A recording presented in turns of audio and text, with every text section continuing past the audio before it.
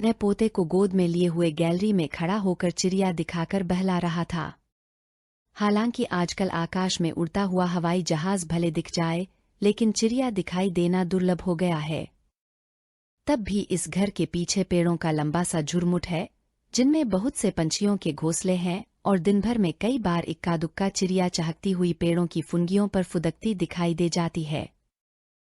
मैं पेड़ों की फुनगियों पर दृष्टि गड़ाए देखता रहता। जैसे ही कोई पंछी उड़ता मैंने तुरंत ईशान को दिखाता, वह देखो चिड़िया कैसे उड़ी। और ईशान ताली बजाकर हंसता, फुर्र। मकान के पीछे विश्वविद्यालय की बड़ी सी खाली जमीन थी, जिसमें तरह तरह के पेड़ लगे होने से सुबह शाम चिड़ियों का अच्छा खासा कलरव लगा रहता था। सुबह शाम 2 साल के अपने पोते ईशान को बहलाने के लिए मैं उसे लेकर गैलरी में खड़ा हो जाता और चिड़िया दिखाया करता, ठीक वैसे ही जैसे कभी मेरे पिताजी मेरे बेटे विशाल को बहलाया करते थे। अचानक ही जैसे मेरी आंखों के सामने 30 बरस का अंतराल सिमट गया और मुझे लगा मेरी जगह मेरे पिताजी खड़े हैं, विशाल को गोद में लेकर चिड़िया दिखाकर बहलाते हुए। समय के पंख कितने विशाल होते हैं, एक ही क्षण में जैसे 30 वर्षों को नाप लिया उसने। बाबा, बाबा, ईशान अचानक नीचे देखकर किलकारी मार हंसने लगा। ने नीचे देखा, पीछे के आंगन में पिताजी तार पर अपने कपड़े फैलाने की चेष्टा कर रहे थे। तार ऊंचा था और उम्र के हिसाब से पिताजी की कमर अब झुकने लगी थी।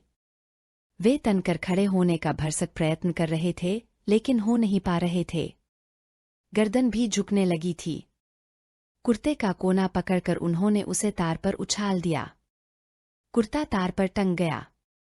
वह अब उसके दोनों कोनों को पकड़कर उसे फैलाने का प्रयत्न करने लगे। मुझे निर्मला पर क्रोध आया कि क्यों नहीं उसने पिताजी के कपड़े लेकर तार पर फैला दिए। पायजामा फैलाने के बाद उन्होंने कंधे से गीली बनियान उठाई। मैं अब और खड़ा नहीं रह सका। ईशान को लेकर नीचे आया। निर्मला और बहू आन्या नाश्ते की तैयारी कर रही थी। मैंने ईशान को आन्या की गोद में दिया और निर्मला से कहा, अब पिताजी से कपड़े तार पर फैलाए नहीं जा रहे, तुमने क्यों नहीं फैला दिए?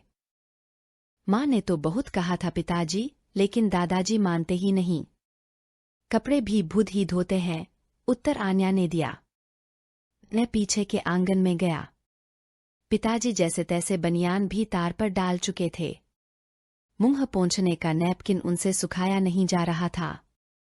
लाइए मुझे दीजिए, मैं सुखा देता हूँ। मैंने हाथ आगे बढ़ाया। मैं डाल दूंगा, रोज ही डालता हूँ। आज क्यों नहीं सुखा पाऊंगा? उन्होंने नैपकिन को कसकर पकड़ लिया। अब आज मैं यहाँ हूँ तो डाल देता हूँ तार पर। मैंने उन्हें इस तरह से कहा कि उनके अहम को ठेस ना लगे। उन्होंने भी मेरी ओर ऐसी दृष्टि से देखते हुए मुझे नैपकिन थमाया मानो मुझे जता देना चाहते हों कि मैं तो सुखा सकता हूँ, लेकिन तुम जिद कर रहे हो इसलिए दे रहा हूँ, वरना मुझे कोई दिक्कत नहीं है। मैंने कुर्ते और पायजामे की सिलवटें हटाकर ठीक से फैला दिया। नैपकिन को ऐसे नहीं, ठीक से फैलाओ, ऐसे आड़ा करके, उन्होंने हाथ से इशारा करते हुए बताया। दिन भर अच्छी धूप रहती है, सूख जाएगा ऐसे भी। हवा भी चल रही है आज तो, ने कहा। इसलिए मैं खुद ही डाल रहा था। तुम सुनते नहीं हो मेरी। मैं रोज आड़ा ही फैलाता हूँ, वे जिद से बोले। जाने क्यों मुझे अचानक ही ईशान की याद आ गई। मैंने नैपकिन को उनके कहे अनुसार फैला दिया। उनके चेहरे पर आश्वस्ति की और अपनी बात माने जाने की एक संतुष्टि भरी मुस्कुराहट आ गई।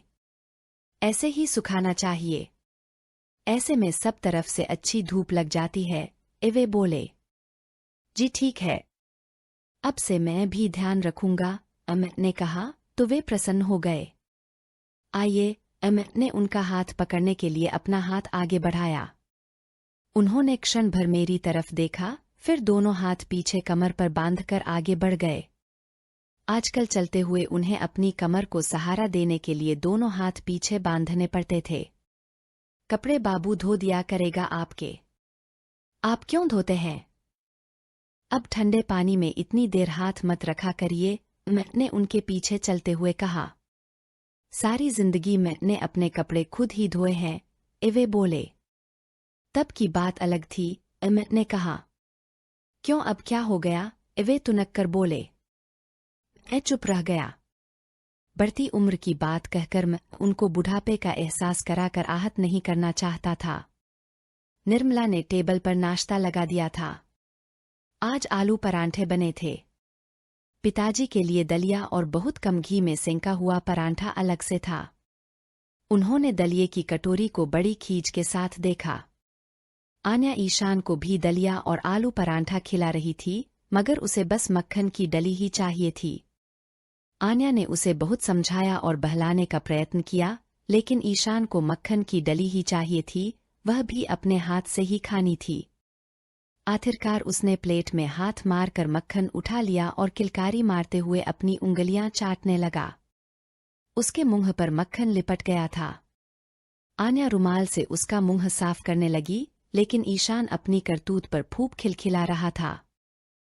और निर्मला अपने पोते को देख देख कर निहाल हो रहे थे, वैसे ही जैसे पिताजी और माँ विशाल को देखकर होते थे। और मैं उन दोनों पर खींच जाता था कि आप विशाल को बिगाड़ देंगे, वैसे ही जैसे विशाल हम पर नाराज हो जाता है ईशान की हर जिद मानने पर कि आप उसे बिगाड़ देंगे। और मैं ठीक पिताजी के वाक्य दोहरा देता हूँ, तू बिगड़ा क्या? तो निश्चिंत रह, वह भी नहीं बिगड़ेगा। तभी पिताजी ने निर्मला से मक्खन मांगा। पिताजी, आपका बीपी हाई रहता है। डॉक्टर ने घी मक्खन खाने को मना किया है, निर्मला ने कहा। सूखा परांठा नहीं खाया जाता मुझसे, पिताजी बोले। आप दही ले लीजिए, निर्मला ने दही की कटोरी आगे बढ़ाई। उन्होंने गर्दन हिलाकर मना कर दिया। मैंने दलिये का डोंगा उठाया तो उन्होंने हाथ से उसे परे कर दिया। मक्खन दो, उन्होंने जिद की।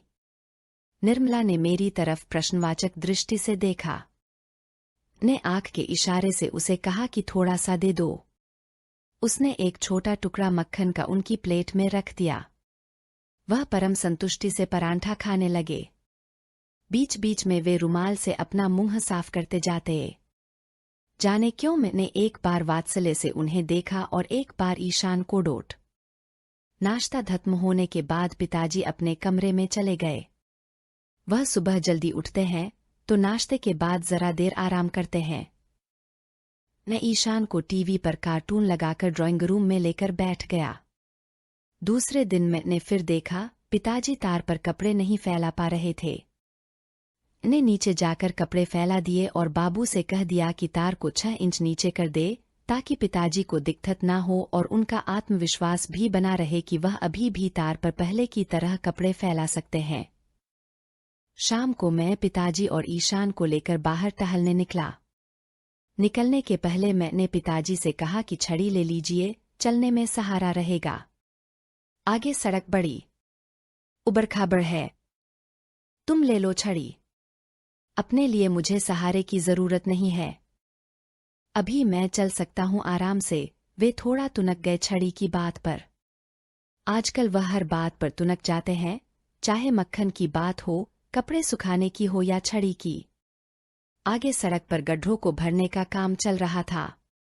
थोड़ी सड़क दोबारा भी बन रही थी तो पत्थर गिट्टी बिखरी पड़ी रहती थी। कहीं पाव के नीचे पत्थर आ जाने से अचानक संतुलन बिगड़ जाए और वह डगमगा न जाए, इसलिए छड़ी लेने को कहा था ताकि वह ऐसी स्थिति में खुद को संभाल पाएं। लेकिन उन्हें तो छड़ी चाहिए ही नहीं थी। ने धीरे से बाबू को इशारा कर दिया साथ चलने का। सड़क पर आते ही ईशान हाथ छुड़ाकर अलग चलने की जिद करने लगा। हाथ पकड़ लेने पर वह पैर पटक कर रोने लगता कि उसे छोड़ दूं। दादू का हाथ पकड़कर चलते हैं बेटा, नहीं तो गिर जाओगे और बाव हो जाएगा, चोट लग जाएगी। मैंने उसे समझाया। नहीं नहीं, उसने मेरे हाथ झटक दिए और प्रसन्नता से किलकारी मारते हुए सड़क पर चलने लग गया, दौड़ने लगा। मैं उसके आसपास चलने लगा कि यदि वह गिरने को हुआ तो उसे थाम सकूं। विशाल भी ऐसे ही करता था। मैं उसे पकड़ने जाता तो वह हाथ छुड़ाकर अकेले चलने की जिद करता जैसे बहुत बड़ा हो गया हो। पिताजी ईशान की जिद देखकर मुस्कुराते हुए बोले। मेरा आधा ध्यान ईशान पर था और आधा पिताजी पर। दोनों ही अपनी जिद के चलते मुझे तनाव दे रहे थे। ईशान कभी दोनों हाथ फैला देता, कभी ताली बजाने लगता। डगमगाते कदमों को संतुलित करने के लिए उसके हाथों की भंगिमा भी लगातार बदल रही थी। पिताजी के हाथ लगातार पीठ पर ही बंधे हुए थे। कभी कभी अपने होंठों पर आई नमी को वे रुमाल से पोंछते और दोबारा हाथ पीठ पर बांध लेते। अचानक पैर के नीचे पत्थर आने के कारण वे डगमगाए। मैंने और बाबू ने उन्हें थाम लिया। क्षण भर स्थिर रहकर उन्होंने हम दोनों के हाथ हटाए और पीठ पर हाथ बांधकर चलने लगे। थोड़ी ही देर बाद सामने वाले पेड़ से एक चिड़िया उड़ी। ईशान ने उसे देखने के लिए मुंह ऊपर उठाया और गड्ढे में पैर पड़ जाने के कारण सिर के बल गिरने को हुआ। मैं पीछे ही था, उसे थाम लिया। कहा था ना दादू का हाथ पकड़कर चलो, नहीं तो गिर जाओगे। मैंने उसका हाथ थाम लिया। इस बार वह चुपचाप मेरा हाथ पकड़कर साथ चलने लगा। हम यूनिवर्सिटी कैंपस में बच्चों के लिए बने पार्क में पहुंचे। बाबू ईशान को पार्क में झूला झूलाने लगा और मैं पिताजी के पास एक बेंच पर बैठ गया। मैं इसी यूनिवर्सिटी में बॉटनी का प्रोफेसर था और 6 माह पहले ही रिटायर हुआ। विशाल फिजिक्स का प्रोफेसर है और एक कठिन टॉपिक पर पीएचडी करने के कारण आजकल उसे समय कम ही मिल पाता है परिवार के लिए। लेकिन मैं पूरी निश्चिंतता से पिताजी की वृद्धावस्था की देखभाल और ईशान की बाल्यावस्था का आनंद लेता रहता हूं इन दिनों। पैदल चलकर आने के कारण पिताजी शायद थक गए थे। उनका मुंह हल्का सा खुला हुआ था। संभवतः वह मुंह से सांस ले रहे थे। होंठों के किनारों पर हल्की सी लार बहाई थी, गाल लटक आए थे, गले पर और चेहरे पर ढेर सारी झुर्रियां थीं। आंखें धुंधली सी लग रही थीं, जांघों पर रखी हथेलियां और उंगलियां गांठदार हो गई थीं। कितने बूढ़े और अशक्त लग रहे थे पिताजी। मुझे याद आए वह पिता जो मुझे कंधे पर बिठाकर बस पकड़ने दौड़े जाते थे, जो बाजार से वापस आते हुए मुझे कंधे पर बिठाकर सामान से भरे थैले उठाकर आराम से सीढ़ियां चढ़ जाते थे। दादा बनने के बाद भी वह इतने तंदुरुस्त थे कि जिन्हें सब विशाल का ही पिता समझते थे। कब वे इतने बूढ़े और अशक्त हो गए? मेरे दिल में अजीब सा कुछ ऐंठने लगा, गले में कुछ अटक गया। इतने बरस नौकरी की भागदौड़ में कभी मेरा ध्यान ही नहीं गया कि पिता की आयु कितनी बढ़ रही है। अचानक मेरा मन किया कि उनके कंधे पर सिर रख दूं और वह मेरा सिर थपथपा दें, लेकिन मैं उस यूनिवर्सिटी के कैंपस में बैठा था जहां मैं प्रोफेसर था। ने अपना ध्यान ईशान पर लगाने का प्रयत्न किया। आंखें तो उस पर टिक गईं, लेकिन मन पिताजी पर ही लगा रहा। जाने क्यों लग रहा था कि मैं फिर एक बार बच्चा बन जाऊं और पिताजी मुझे कंधे पर बिठाकर बाजार से घर ले जाएं, गोद में उठाकर मेरा बस्ता अपने कंधे पर टांग कर स्कूल पहुंचाने जाएं। जिस पिता ने मुझे उंगली थाम कर चलना सिखाया, उस पिता के कदमों को डगमगाते देखना मन को उदास कर देता है। जिस पिता ने जमीन पर सीधा खड़ा होना सिखाया, उस पिता की कमर को झुकते हुए देखना हताश कर देता है। जिन कंधों पर बैठकर मैंने दुनिया देखी, उन्हीं कंधों को अशक्त होते हुए देखना दुखद है। समय क्यों पंख लगाकर उड़ जाता है? समय क्यों पिता को बूढ़ा और अशक्त कर देता है? पिता सदा मजबूत, दृढ़ और स्वस्थ क्यों नहीं रहते? मेरी आंखें भीग गईं। पिताजी रुमाल से होंठों के किनारे पोंछ रहे थे, ने मुंह दूसरी ओर फेरकर शर्ट की बाह से आंखें पोंछ लीं। रात टीवी देखते हुए मैं सोफे पर पिताजी के पास ही बैठा। आजकल उनके आसपास रहना ही अच्छा लगता था मुझे। अपने बचपन और किशोरावस्था के वे दिन याद आ जाते, जब पिताजी जवान और हट्टे-कट्टे थे। इन्हें घड़ी देखने के बहाने एक बार पिताजी की ओर देखा। वे पनीली, धुंधलाई आंखों से टीवी देख रहे थे। ईशान पास ही खेल रहा था। आन्या उसके और पिताजी के लिए दूध ले आई। पिताजी को दूध का ग्लास थमाकर वह ईशान को बहलाकर दूध पिलाने लगी। ईशान कभी हंसने लगता, कभी कुछ बोलने लगता और उसके होंठों के किनारों से दूध बाहर आ जाता। आन्या उसे कुछ भी खिलाते पिलाते हुए सतत एक रुमाल हाथ में रखती और उसका मुंह पोंछती जाती। पिताजी भी एक घूंट दूध पीते और मुंह रुमाल से साफ करते जाते। उनके जबड़े अब पहले जैसे मजबूत नहीं रह गए थे। होंठ लटकने लगे थे। ईशान के होठों से बहते दूध को देखकर एक वात्सल्यपूर्ण अनिर्वचनीय आनंद से भर जाता और उसी समय पिताजी की ठोड़ी पर बह आई दूध की बूंदें मेरे मन को अव्यक्त वेदना से, एक अनजान भय से भर देती। आजकल मैं आनंद और वेदना, भय की इन्हीं दो विपरीत मनस्थितियों के बीच झूलता रहता था। रात में निर्मला तो सो गई, लेकिन मैं देर तक जागता रहा। जाने क्यों नींद नहीं आ रही थी। मैं पिताजी के बारे में ही सोच रहा था। जब तक पढ़ने में व्यस्त रहा, तब तक कभी यह ध्यान ही नहीं गया कि पिताजी कितने बुरे हो गए हैं। मुझे तो पिता यह शब्द ही मजबूती, ताकत, दृढ़ता का पर्याय लगता। कभी सोचा ही नहीं कि पिता भी बुरे और कमजोर हो सकते हैं। जैसे पिता को अपना रिटायर्ड बेटा भी बच्चा ही लगता है, वैसे ही बेटा चाहे रिटायर भी हो जाए, तब भी पिता उसे वही पिता लगते हैं जो उसे कंधे पर बिठाकर घर लौटते थे। अभी उसी दिन की तो बात है, ईशान को लेकर मुझे डांट रहे थे, तुम्हें बच्चों को ठीक से बहलाना भी नहीं आता। बच्चों को संभालने के लिए उनके मनोविज्ञान को समझना पड़ता है। तुम तो कुछ समझते ही नहीं हो, लाओ उसे मुझे मैं बहलाता हूँ उसे। और सच में ईशान उनकी गोद में जाते ही चुप हो गया था। बेटे से अधिक पोता प्यारा होता है और पोते से अधिक उसका बेटा। मैं उठकर यूं ही पिताजी के कमरे तक गया। जाने क्यों बस उन्हें देखने का मन हो आया। कमरे में मध्यम रोशनी थी। पिताजी सो रहे थे और विशाल उनके पैर दबा रहा था।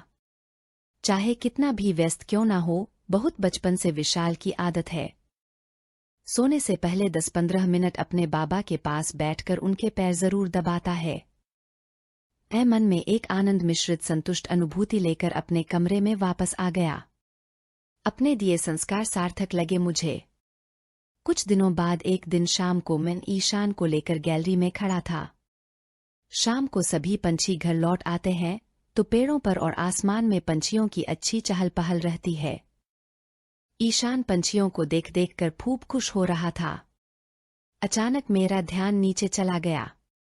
आंगन में पिताजी तार पर से अपने सूखे कपड़े निकाल रहे थे। तार 4 इंच और नीचे करवा दिया था मैंने, लेकिन अब भी पिताजी के लिए वो ऊंचा पड़ने लगा था। मेरे सामने पश्चिम दिशा में आसमान में सूरज डूब रहा था। ढलते सूरज की ललचोही कालिमा में पिताजी भी ढलते से लग रहे थे। दिन के अवसान काल में सूरज ढलने लगता है और जीवन के अवसान काल में पिता ढल रहे थे। सूरज तो आज ढल कर कल पुनः उग आएगा, लेकिन पिता सूरज की तरह नहीं हलते। वे तो एक दिन ढल ही जाते हैं। मैं देख रहा था असहाय सा अपने पिता को हलते हुए और कुछ नहीं कर पा रहा था। ने ईशान को कसकर छाती से लगा लिया। मेरी आंखें भर आईं और आंसुओं की नमी के बीच से घलते पिता की मूरत और धुंधली हो आई। क्यों घल जाते हैं पिता, हमेशा क्यों नहीं रहते? किंतु यही प्रकृति का नियम है, नए के स्वागत के लिए पुराने को ढल जाना होता है। किसी दिन पिताजी ने अपने पिता को हलते देखा होगा, एक दिन विशाल अपने पोते को गोद में लेकर मुझे घलते हुए देखेगा। मैं सीढ़ियां उतरकर नीचे चला आया। तार से पिताजी के कपड़े निकाल दिए और फिर ईशान को गोद में लेकर उनके पास बैठ गया। अपना सिर मैंने बहुत धीरे से उनके कंधों पर रख दिया। वे मुस्कुराते हुए कांपते हाथों से मेरा सिर थपथपाने लगे।